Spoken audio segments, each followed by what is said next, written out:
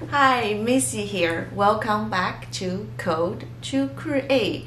Have you ever wondered how can you speed up your debugging processes with your mobile applications on Unity? In this video, I will show you some Unity tools that's actually available for developers. You can start having a simulation of those inputs on the editor. This can really save your time when it comes to developing for mobile phones. Let's get it started.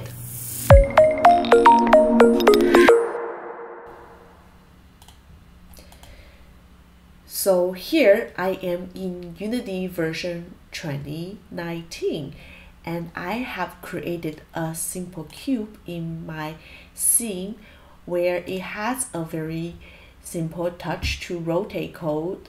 All it does is just access the input manager, track our touch input in order to rotate my cube. Of course, when I click and run this project, it will not work. I still need to make a build in order to test this feature.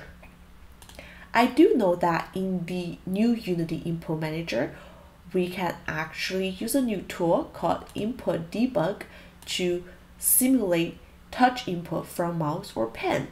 But as we know, some of our old project may not up to date with this new inputs manager, and also we may not have gone through the learning curves or have gone through all the upgrades through the Unity editor.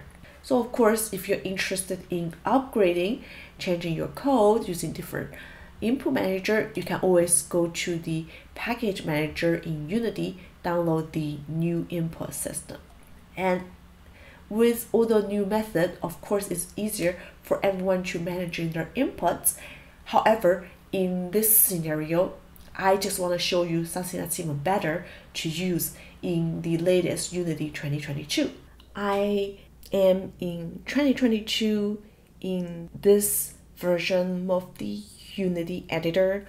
We actually getting a released version of the simulator tool. This is a good replacement for the traditional game tab, and game tab was kind of designed for desktop devices, and we're kind of using it for mobile phone, but it was not really simulating the rotation and the touch.